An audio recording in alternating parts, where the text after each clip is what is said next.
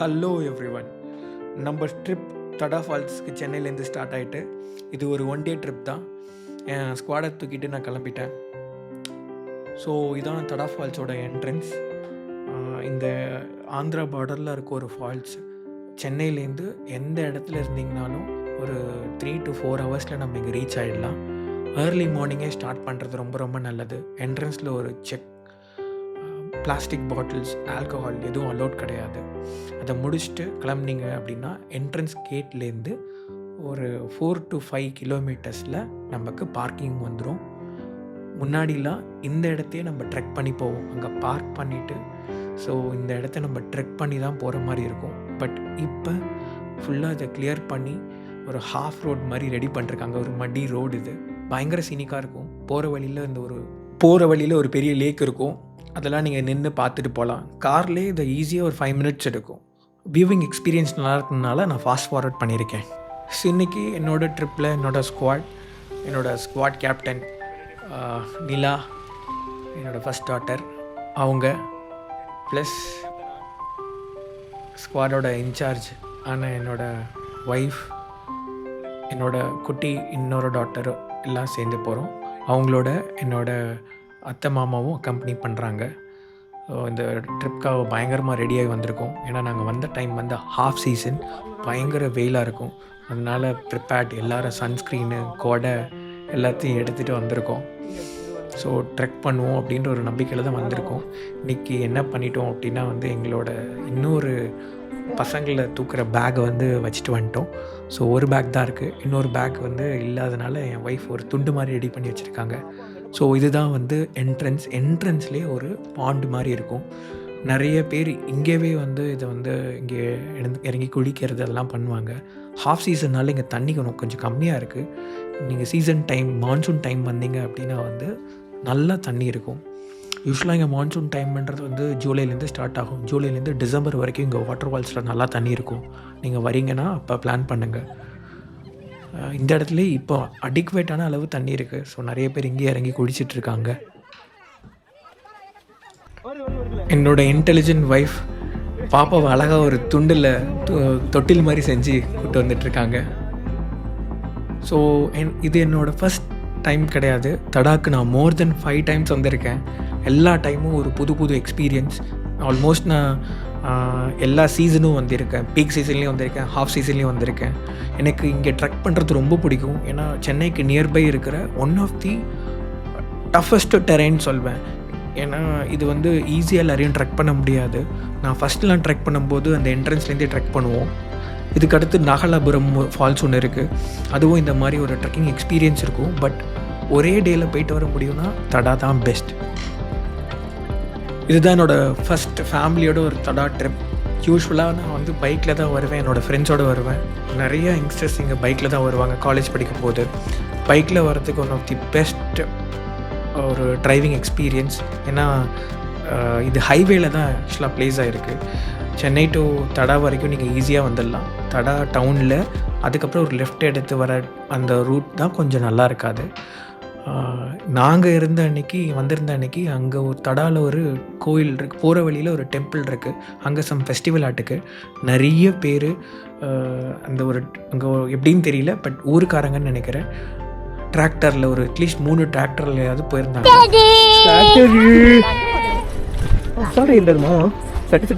போகிற ரூட்டில் பார்த்தீங்கன்னா நிறைய லெஃப்டில் ஒரு பாதை மாதிரி இறங்கி போகும். அது எங்கேயும் இல்லை, அந்த ஆற்றுக்கு தான் போகும். ஸோ அங்கேயும் நீங்கள் இறங்கி குளிக்கலாம். ஸோ இங்கெல்லாம் இறங்கி டைம் வேஸ்ட் பண்ணாமல் நம்ம மேலே எவ்வளோ தூரம் போகலான்றதுக்காக வெயிட் பண்ணிட்டு இருந்தோம். இங்கே ஒரு ரெஸ்டிங் ஏரியா மாதிரி இருக்கும். இதுதான் இதோட தடா ஃபால்ஸோட வியூ. பார்க்குறதுக்கு சூப்பரான ஒரு ஏரியா. இது ஒரு எலிவேஷனில் இருக்கிறதுனால நியர்பை இருக்கிற மவுண்டன்ஸ் எல்லாத்தையும் பார்க்கலாம். ஸோ நீங்கள் பார்த்தீங்கன்னா அந்த பிக்சரில் மெயினாக ஒரு இடத்துல இந்த ஒரு மவுண்டன் மாதிரி தெரிஞ்சு பார்த்தீங்களா, சென்டரில் தான் அந்த ஃபால்ஸ் இருக்கும். அங்கே தான் போக போகிறோம் ட்ரெக் பண்ணி. இதுதான் தடா ஃபால்ஸோட மெயின் ஆன ஒரு பூல் ஏரியா மாதிரி இருக்கும். ஓகே, இங்கே தான் 90% பீப்புள் என்ஜாய் பண்ணிவிட்டு போவாங்க. நாங்கள் கொஞ்சம் ஏர்லியாக வந்ததுனால இங்கே கூட்டம் கம்மியாக இருக்குது. பட் இங்கே ரொம்ப அதிகமாக கூட்டம் இருக்கும்.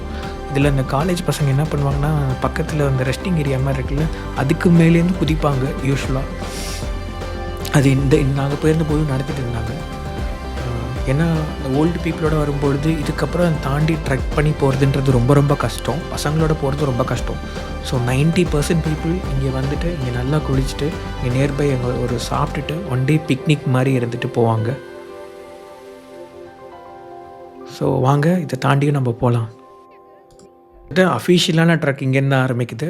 நம்மளோட நெக்ஸ்ட் டார்கெட் இங்கே இருக்கிற ஒரு டெம்பிள். அதுதான் மெயின் ஸ்பாட். முன்னாடி இங்கே நடந்து அந்த டெம்பிள் போவோம். அங்கே வந்து ஒரு சின்ன கடை மாதிரி இருக்கும். அங்கே தான் கொஞ்சம் தண்ணிலாம் வச்சுருப்பாங்க.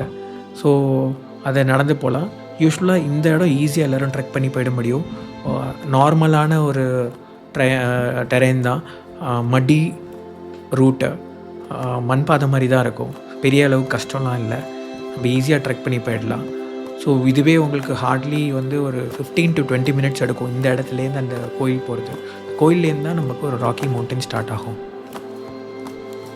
ஒரு வழியாக அந்த டெம்பிளுக்கு வந்தாச்சு. ஸோ இங்கே அந்த ஃபங்க்ஷன் நடந்துட்டு இருக்கனால கொஞ்சம் க்ரௌடடாக இருந்தது. எல்லா டிராக்டரும் இங்கே தான் வந்து நின்று இருக்குது. ஸோ இங்கே கிடா விருந்தாட்டுக்கு ரைட் சைடு வந்து நிறைய வந்து ஆடுங்களை பலி கொடுத்துட்டு இருந்தாங்க. அதை நான் வீடியோவில் எடுக்கலை. குட்டி பாப்பா பார்த்துட்டு இருந்தா. ஸோ இந்த இடத்துலேருந்து ராக்கி டெரெயின் ஆரம்பிக்க போது ப்ராப்பரான ட்ரெக். இதுக்கப்புறம் ப்ராப்பரான ட்ரெக் தான்.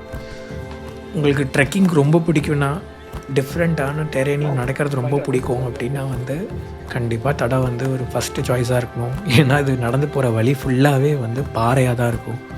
ஸோ ரொம்ப கேர்ஃபுல்லாக நடந்து போகணும். இன்னொரு முக்கியமான விஷயம், நிறைய பேர் என்ன மிஸ்டேக் பண்ணுவாங்கன்னா, ப்ராப்பரான ட்ரெக்கிங் ஷூஸ் இருக்காது, வெறும் காலில் நடப்பாங்க. கண்டிப்பாக இந்த இடத்துல அதெல்லாம் பண்ணவே கூடாது. ஸோ நல்ல வந்து ட்ரெக்கிங் ஷூஸ் இருக்கணும். வாட்டர் ப்ரூஃப் ஷூஸ் இருக்கிறது நல்லது. ஆன்டி ஸ்லிப்பரி ஷூஸ் இருக்கிறது நல்லது. ஏன்னா இப்போ ஆஃப் சீசன் இருக்கிறதுனால அவ்வளோவா தண்ணி இல்லை. தண்ணி இருந்தது அப்படின்னா வந்து நமக்கு இந்த ராக்ஸ்லாம் ரொம்ப ஸ்லிப்பரியாக இருக்கும். இன்னொன்று, ப்ராப்பராக வாட்டர் கேரி பண்ணிவிட்டு வரணும். இங்கே தண்ணி எங்கேயுமே கிடைக்காது. ஸோ நம்ம கொண்டு வந்தால் தான் உண்டு. பயங்கரமாக டீஹைட்ரேட் ஆகும். இந்த டெரெயின் வந்து பார்த்திங்க அப்படின்னா வந்து வயசானவங்களுக்கு கொஞ்சம் கஷ்டம்தான். ஒரு ஃபிட்டாக இருக்கவங்க ஈஸியாக நடந்துடலாம். அந்த கோயிலேருந்து மேலே ஃபால்ஸ் வரைக்கும் எப்படி பார்த்தாலும் ஒரு 3 to 4 கிலோமீட்டர்ஸ் இருக்கும். நடக்கிறதுக்கு நம்ம பேச வச்சு டிசைட் பண்ணால் ஒரு 45 மினிட்ஸ்லேருந்து ஒரு 1 hour ரீச் ஆகிடலாம். சேஃப்டி கன்சர்ன்ஸும் ஒன்று இருக்குது. சேஃப்டி பார்த்தீங்க அப்படின்னா, நீங்கள் ஃபேமிலியாக ட்ராவல் பண்ணுறீங்க இல்லை கப்புள்ஸாக ட்ராவல் பண்ணுறீங்க அப்படின்னா ஒரு வீக்கெண்டில் வர்றது நல்லது. நல்ல க்ரௌடடாக இருக்கும். வீக் டேஸில் கொஞ்சம் க்ரௌட் கம்மி தான். பட் மேக்ஸிமம் வந்து யாராவது ஒருத்தவங்க இருந்துக்கிட்டே இருப்பாங்க. பெரிய அளவுக்கு ப்ராப்ளம் வரதுக்கான இது இல்லை. பட் உங்கள் ஃபோன்ஸை பேக்லாம் பத்திரமா வச்சுக்கணும். ஏன்னா இங்கே மங்கீஸ் இஷ்யூஸ் இருக்கும். நாங்கள் போயிருந்த அன்னைக்கு மேலே இருக்க ஃபால்ஸ் வந்து ஓப்பனாக இல்லை அப்படின்ற மாதிரி சொன்னாங்க. ரீசெண்டாக அங்கே நடந்த ஒரு டெத்னால் அது க்ளோஸ் பண்ணியிருக்காங்க அப்படின்ற மாதிரி சொன்னாங்க. அங்கே ஃபாரஸ்ட் கார்டு இருந்தார், யாரையும் அலோவ் பண்ணல. ஸோ கீழே இருக்க ஃபால்ஸில் அவ்வளோவா தண்ணி இல்லை. ஸோ ரொம்ப டிசப்பாயின்மெண்ட்டோடு நாங்கள் ரிட்டர்ன் ஆகிட்டு இருந்தோம். பட் இதுக்கு முன்னாடி நான் மேலே இருக்க ஃபால்ஸுக்கு போயிருக்கேன். ரொம்ப சூப்பராக இருக்கும். கொஞ்சம் ட்ரெக் பண்ணி தான் போகணும். போயிட்டு அங்கே வந்து ஒரு குளம் மாதிரி இருக்கும். அது நல்ல டீப்பாக இருக்கும். அது டெப்த் அதிகம். ஸ்விம் பண்ண தெரிஞ்சவங்க மட்டும் தான் போக முடியும். ஐ திங்க் யூடியூப்பில் நிறைய இடத்துல அந்த வீடியோஸ் இருக்குது, நீங்கள் பார்க்கலாம். அந்த இடம் ரொம்ப நல்லாயிருக்கும். அந்த தண்ணி பர்டிகுலராக சூப்பராக இருக்கும். குடிக்கிறதுக்கு ரொம்பவே நல்லாயிருக்கும். ஸோ நீங்கள் அங்கே போயிருந்தீங்கன்னா கமெண்ட்டில் ஷேர் பண்ணுங்கள் அந்த எக்ஸ்பீரியன்ஸ் எப்படி இருந்தது அப்படின்ட்டு. நாங்கள் ரொம்ப டிசப்பாயின்மெண்ட்டோட ரிட்டர்ன் ஆகிட்டுருக்கோம் குளிக்க முடியாமல்.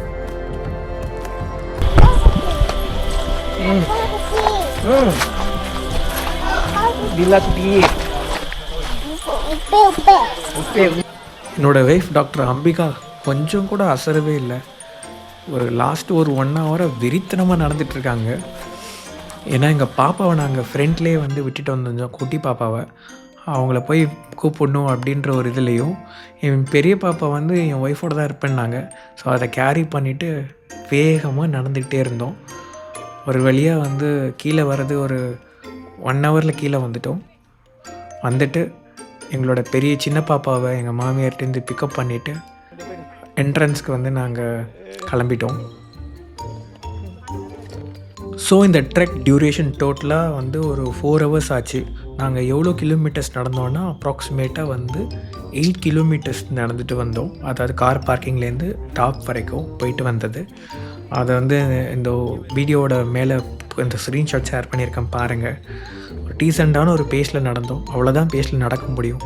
நீங்கள் நல்லா ஹெல்த்தியாக இருந்தீங்கன்னா இன்னும் ஒரு 3 ஹவர்ஸில் போயிட்டு வர முடியும். ஸோ இந்த ட்ரெக் ஒர்த்தா அப்படின்னு கேட்டிங்கன்னா கண்டிப்பாக நம்ம சிட்டியில் உட்காந்துட்டு சும்மா எல்லா வீக்கெண்டும் மால்ஸ் போகிறதுக்கு இது பயங்கர அட்வென்ச்சராக இருக்கும்.